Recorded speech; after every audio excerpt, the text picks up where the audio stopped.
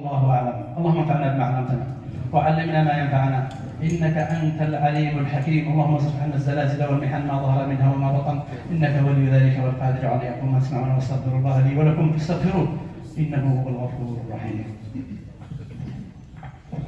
All praise be to Allah subhanahu wa ta'ala. We praise Him, we thank Him. Indeed, He's the only one who deserves to be praised. I bear witness that there is no God worthy of worship but Allah subhanahu wa ta'ala. We send our greetings and blessing upon His Prophet and Messenger Muhammad sallallahu alayhi wa sallam, the one who conveyed a message. He struggled until his death, and he warned us and advised us. Fear Allah subhanahu wa ta'ala and be mindful of Him as He wants you to fear Him.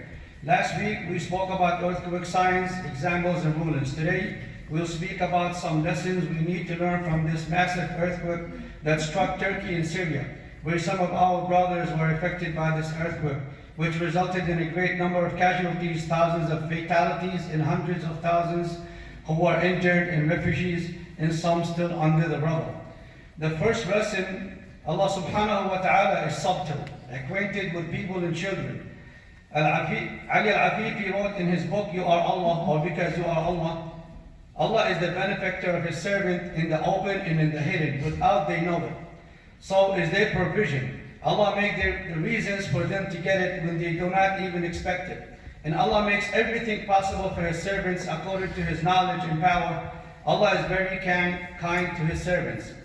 You as a weak servant see all this from Allah subhanahu wa ta'ala made easy for you, and you look up in the sky knowing Allah is subtle to His servants. Also Allah supported the weak believer to become strong in his faith, and He also supported the strong believer and support him to withstand tests and trials.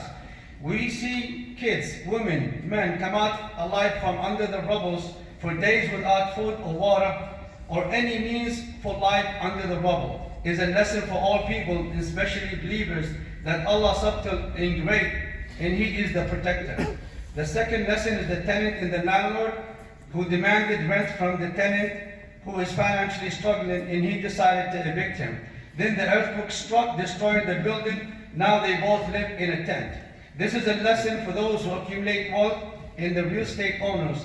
All this wealth you have is a trust you possess. Either you spend it wise or you will be responsible for it. Once you depart this world, you will leave it behind for others or for the inheritors. Also, it's a message for those who are arrogant. Be humble before you are put down against your own will. Also a message to those who are happy that Allah blessed them. Do not be rejoiced with arrogance. Allah do not like those who exalt or the joyful ones. The third lesson is the veiled woman. During the rescue to get people out from under the rubble, they found a woman with her kids. They rescue the kids, and the mother refused to come out until she is covered.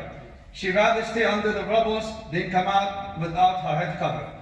This is a lesson for all Muslims, and especially the Muslim women. Hijab is a cover for women and from people's eyes. Hijab helps the women to obey Allah. Allah is the one who commanded the women to cover up, to show her beauty only to her husband and her blood relatives. Hijab is an honor for the Muslim woman. She is not a vulgar goods to be displayed for onlookers. Hijab tells those onlookers the women are modest, pure, and kept preserved. Hijab is a closed door for the shaitan, the crooked ones, and the wicked and evil ones. The fourth lesson, the United Nations lied, letting the Syrian people down in procrastination and the lies that were practiced by the Human Rights Committee in the International Relief Organization, which is affiliated with the United Nations, only shows the reality that no one can deny today, that the United Nations is politicized and a symbol of domination. It's a double standard with no impartiality or humanity. They have not done anything to help the Syrian people who are affected by this earthquake, not even machinery to remove the rubble and get their dead relatives out to bury them, which Turkey, on the other hand, can help themselves, and it's open for help and support.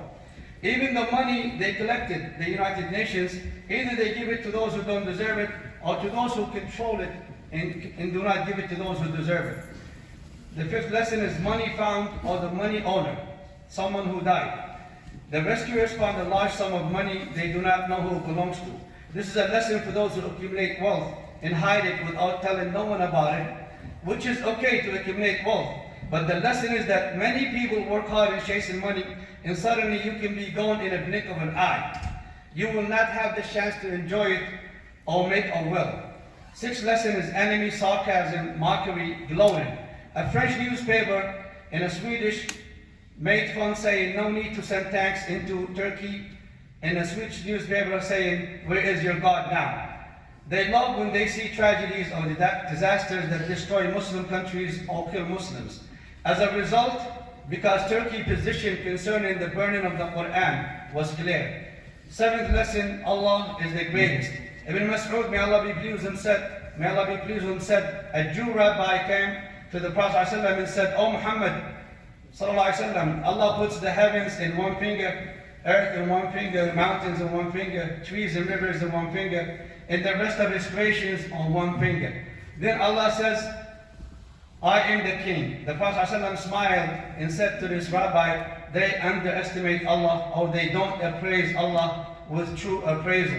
When we see the power of winds, earthquakes, volcanoes, we tend to measure its power according to our own intellect, forgetting the mighty Allah who controls the heavens and the earth and everything in it. We do not want to scare people, but to plant that the mighty Allah subhanahu wa ta'ala and how great He is in our heart with love. And that should encourage you to be obedient and worship Allah subhanahu wa ta'ala more. And how Allah subhanahu wa ta'ala clearly managed the mountains, the earth and everything. What is the benefit created from this hadith? It proves that God's greatness and power, the necessity of Allah's greatness in His majesty. Prove that Allah hath fingers without comparing or saying how.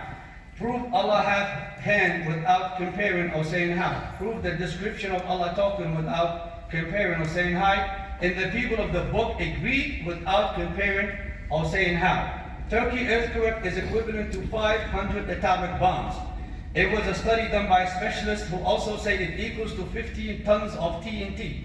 Also, the earthquake aftershocks will last for many years, and Allah knows best. So prepare and understand that any calamity or disaster can happen anytime, and do not forget brothers and sisters around the world. Jazakumullah khair. Alhamdulillah. Alhamdulillah وحده والصلاة والسلام على من لا نبي بعده. أخيرا يا إخوة، مما يستفاد من هذا الزلزال وكما يقول العلماء من تحرك الصفحات التي يسموها التكتونية واللي اسمها والناظر إلى الخريطة الزلازل موجودة تحت كل الكانتريز، تحت كل بلدان العالم، من ضمنها أمريكا التي نحن فيها. فالمؤمن أو العاقل يتفكر أنه ليس ببعيد عما حدث لإخواننا في تركيا وسوريا.